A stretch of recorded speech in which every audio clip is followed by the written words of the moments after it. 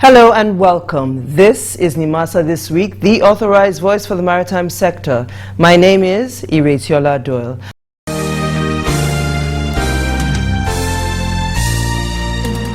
Now, it would appear that the Maritime Workers Union of Nigeria are very pleased with the dynamic leadership of Nimasa. To this end, on the 15th of May, they organized a prayer session as well as a rally in support of the agency and the President of Nigeria, Dr. Goodluck Jonathan, for providing a conducive atmosphere for the maritime sector to thrive. Here's a report of that event, which was graced by the Director General himself, Mr. Zakede Patrick Apubulukemi. The headquarters of the Maritime Workers Union of Nigeria at the Kirikiri Lighter Terminals Phase 1 took on the air of an emotive religious crusade as members of the union declared a solemn assembly to pray for the continued success of the Nigerian Maritime Administration and Safety Agency, as well as to show gratitude to the President, Dr. Goodluck Jonathan, for creating a favorable atmosphere for the maritime sector to develop. As is usual with such gatherings, praise and worship songs were offered to God at the beginning.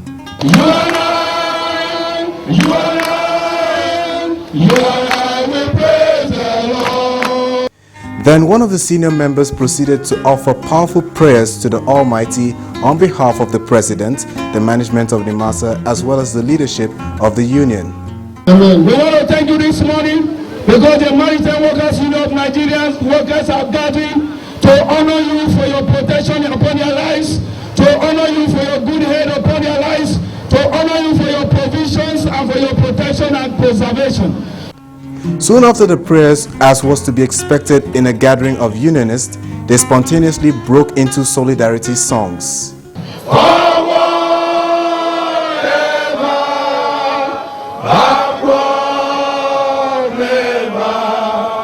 In the struggle for our war, there is victory. Forward.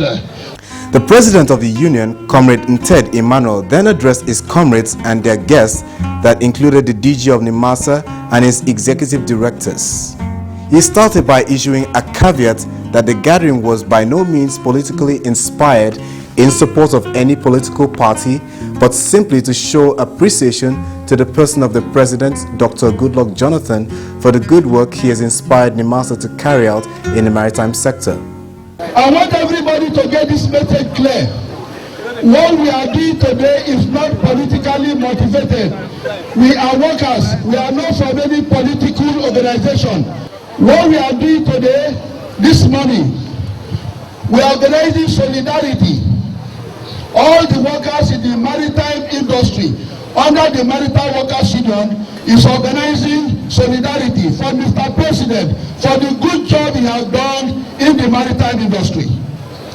The members of the union then went into a procession around the terminal singing solidarity songs.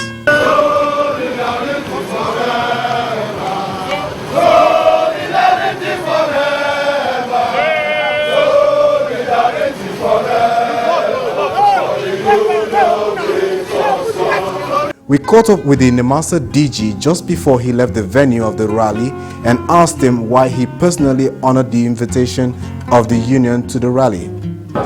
We were just invited to come and see what they are doing, and as one of our critical stakeholders, we decided to honor the visit. You know, Nimasa, through the efforts of Mr. President, is pumping billions of naira in training dock workers, seafarers, etc. And in a couple of years in the future, in Africa, we are going to be the greatest force to be reckoned with in terms of human capacity. And if the human element is the most important aspect in what we are doing, why should you ignore such an invitation? It's important that we are here. We also had a chance to speak with Comrade Nted Emmanuel, the president of the union, and sought to know in which ways Mr. President and Nimasa had positively impacted the maritime sector. The aim and objective of the rally today is to thank Mr. President for all the good things he has done in the maritime industry. To be specific, the seafaring department. We have 4 branches of the Maritime Workers Union. We have the Dockworkers branch, we have the MPA branch, We have the shipping courier services, and we also have the seamen branch of the Maritime Workers Union. But Nimasa was established for these two groups, the dock workers branch and the seamen and the seafarers branch of the Maritime Workers Union. And Mr. President has impacted positively in the maritime workers, to be specific, the seafaring branch.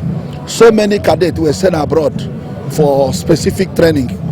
Some people were sent abroad for marine engineer, to study marine engineer, some to study naval architect, some to study how to be captain on board vessel, and a lot of field. And when these people come back, they become professional in their field, thereby reducing unemployment and thereby impacting in the maritime industry. Because when they come back, they also remain the members of the Maritime Workers Union Seafaring Department.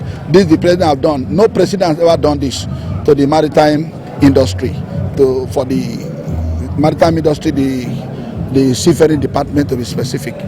Before now, we have about 90 fleet of vessels, which is being managed by the Nigerian National Shipping Line. All those vessels have gone into extinction, and most of the captains on board those vessels, who are Nigerians, have gone out of the soil of this land in order to earn a living. So for today, to be specific, the President of the Federal Republic of Nigeria have done more than expected in the maritime industry for sending more people out for this specific training. A time will come when other countries in the sub-Saharan Africa and West Africa will be coming here to look for captain on board, looking for marine engineer, naval architect. We have enough to give to them.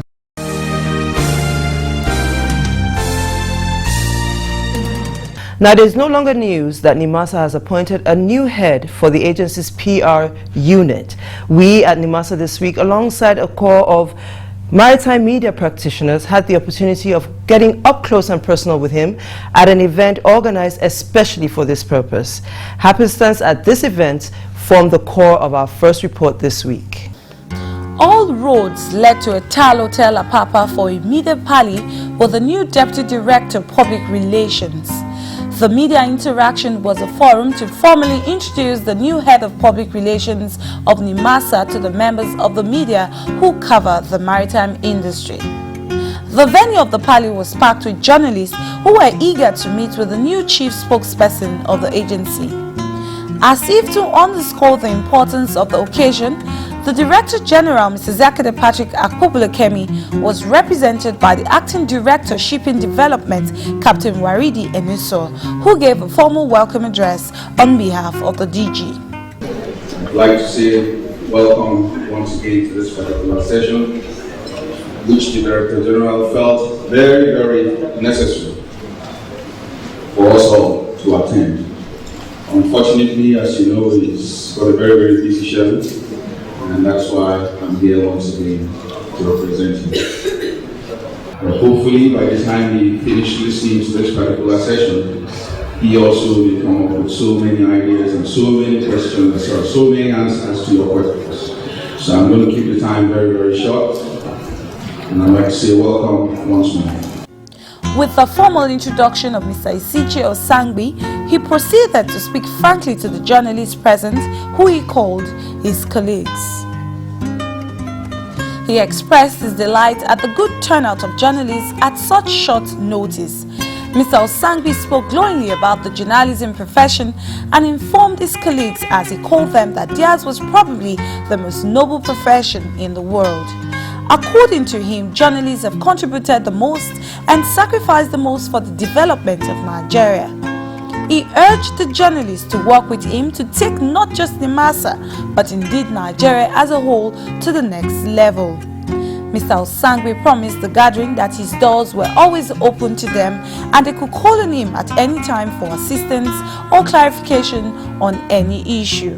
Distinguished ladies and gentlemen, I'll just conclude my presentation with this note to say that we have all signed an agreement to move not only Nimasa forward, not only the maritime industry forward, most importantly, move the country forward and ourselves forward. We must all move forward in Jesus' name. Some senior members of the maritime media present then took turns to speak. First to speak was Ismail Anyemo of the Maritime Congress of Nigeria. I'm now to tell you that we owe you this support, and we are going to give you this support. And if Nimasa had been moving at a fast pace before now, with you on board, we expect to be faster. You are coming to meet a maritime corps that is desirous to serve, willing to work, and not just willing to work in the interest of the country. We see journalism not just as a professional calling, but also as a social responsibility, because the people deserve to know. So our duty goes beyond working to survive. We are also working for the nation to survive. And in the course of this, should we need your assistance one way or the other to achieve this objective, we are optimistic you will definitely oblige us. Next to speak was Bolaji Akinola, the president of Maritime Reporters Association of Nigeria. You talked about the turnouts at this meeting here today. The turnout shows you how important your agency is to us. That's why we're here in large number, and that's why we came on time. Because Nimasa is important, it's one of our most important constituents as maritime reporters.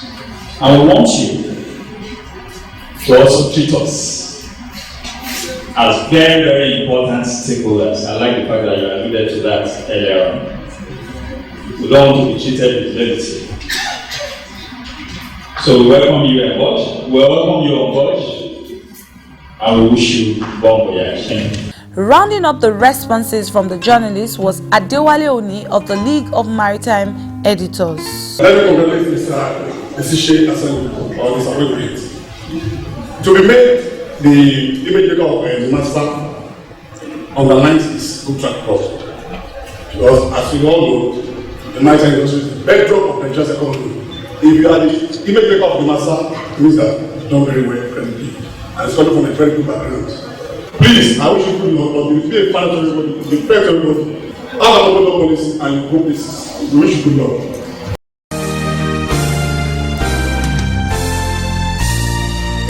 As is usual with reporters, they seize the opportunity of the formal introduction to ask a few questions that have been agitating their minds, and thankfully the Deputy Director of Public Relations obliged them with the help of a few directors who were also present. Here are the highlights of 2 questions asked at this event. I just want to find out from the management the update on your meeting with the LLNG team.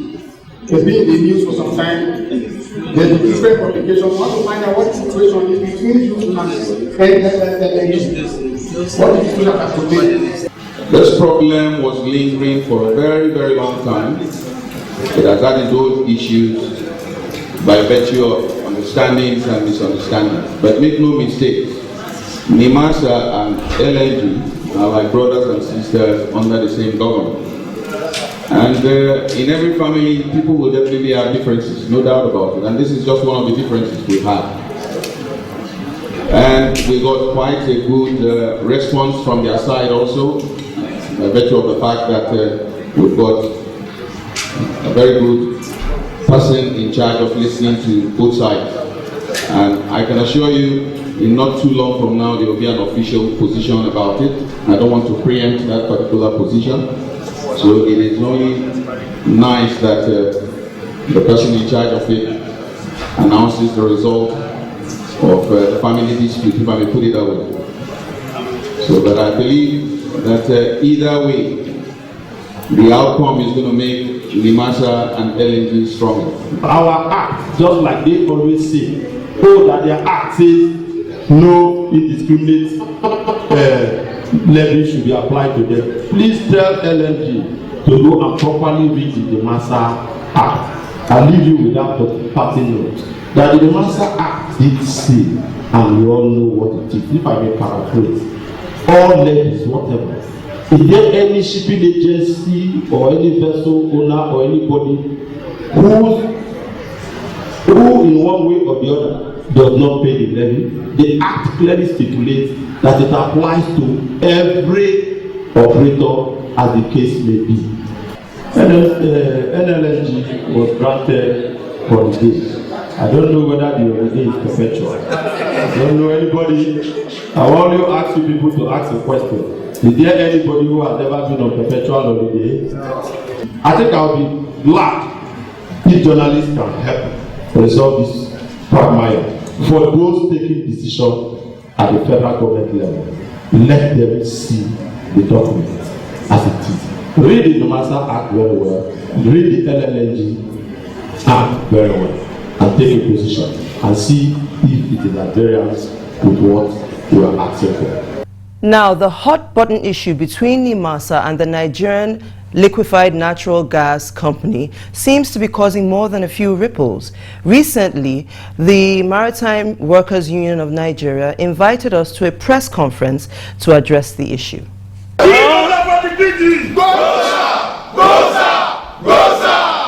Comrade Inted Emmanuel, the president of the union who addressed the press conference, found time at the end of the conference to give us an insight into the union's stand on the issue. The problem between Nimasa and the Nigerian liquefied natural gas, I think this matter has been dragging on for a very long time, almost about 4 years and some fraction. The Nigerian liquefied natural gas has refused to pay levies to Nimasa. The law is very clear. The law that established Nimasa made it very, very clear that 3% freight on all inbound and outbound cargo coming in the country has to be paid to Nimasa to take charge of their responsibilities.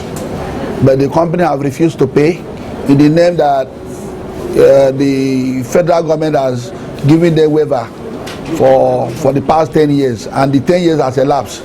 The reason why they refuse to pay, we don't know.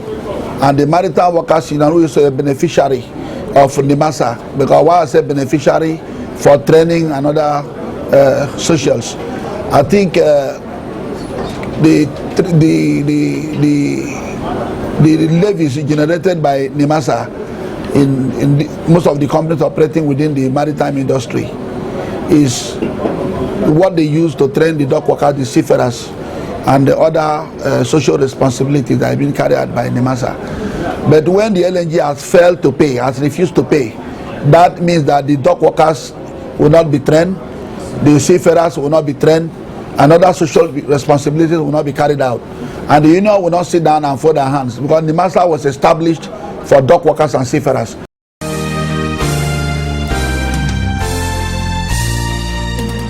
Still on the NLNG issue, we had the opportunity to meet up with Captain Waridi Enesu and asked him what the official position of the agency was on the levies accruing to it.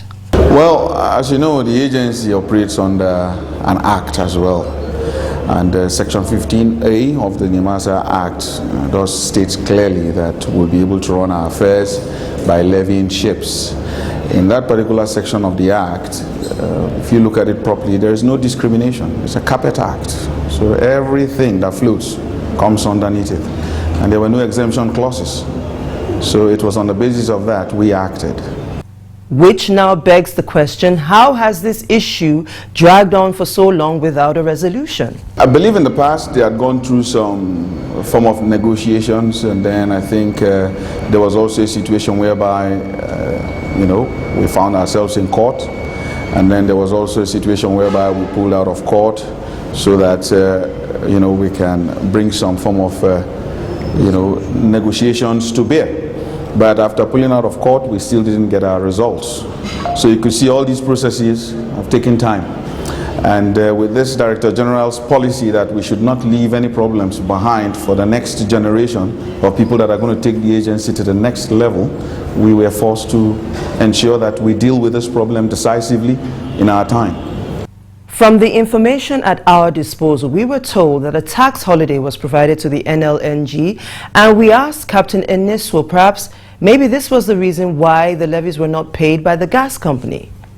There was definitely a tax holiday granted, and it was done to encourage investment in that particular sector.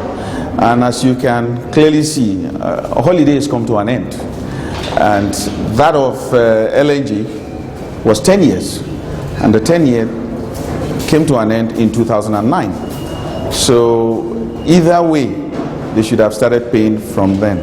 Though there are some conditions attached to the holidays, which if you look into properly, maybe you could even go far back, you know, before then. I mean, those are the technical details which I think will take longer to explain. But however, a holiday is a holiday, and it always comes to an end, and it's already ended.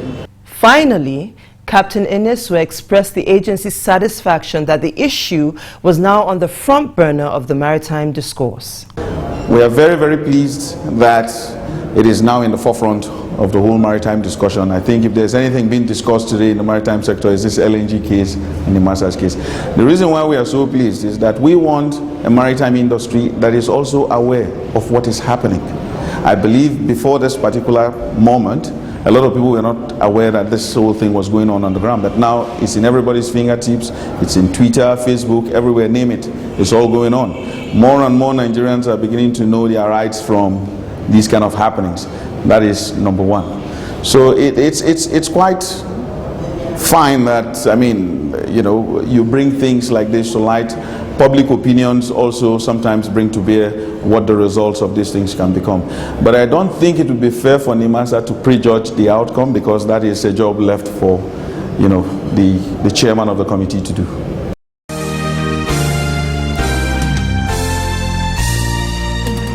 Shortly before you arrived, there were stories making the round. There were agitations about the staffs of Nimasa, senior staff cadre for that matter, who were purportedly forced on retirement. And there were other issues having to do, reports as well, about employment of new hands, purportedly on the line of ethnic sentiments. Now that you are here, sir, please, can you clear the air? We have a booklet, condition of service. Get it, it's clearly written there that the management of the company may at some time, when they feel it necessary, take such decision, so that those who will need to retire early, they have 5 years or less to live, will take this emolument and earn all their income up to the year they will live, and be able to exist peacefully, so that they will create room for others without crisis, and also be able to make the best of the later part of their life. Well, as the head of HR, I can boldly say that the voluntary retirement scheme is part of our condition of service. It's in the section 7 and subsection 10 of our condition of service, and it clearly states that management can from time to time revoke that scheme to allow those who have between 2 years and 5 years left in their service years to retire early, and everything that is due to them within those periods will be paid to them en bloc, and they will exit peacefully, like you said. And I want to also emphasize here that it is part of our condition of service, and nobody, at least in this management, forced anybody to take it. It is a voluntary scheme. Underscoring the head of human resources position that retirements were voluntary, Nimasa this week spoke with Alhaji Bulama, a recent retiree, about a month before his formal retirement, and this is what he had to say. From here, all what they are saying is subject to management approval, because it's not yet approved. But if by the grace of God, if management approves, because I put in 28 years serving my country, from local government to state government. I was on secondment to UNDP for 3 years when I was in my state government before I joined Nimasa. So I think I put in 28 good years serving my nation in various capacities. And I think it's only good that I retire young so that I can enjoy the benefits of my hard labor. So not that I retire at an age where I'll be useless to myself.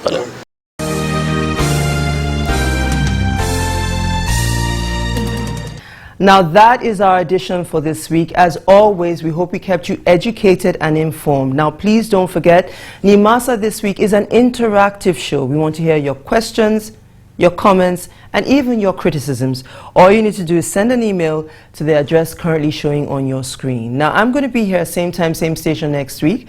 Until then, I'm wishing you smooth sailing and bon voyage.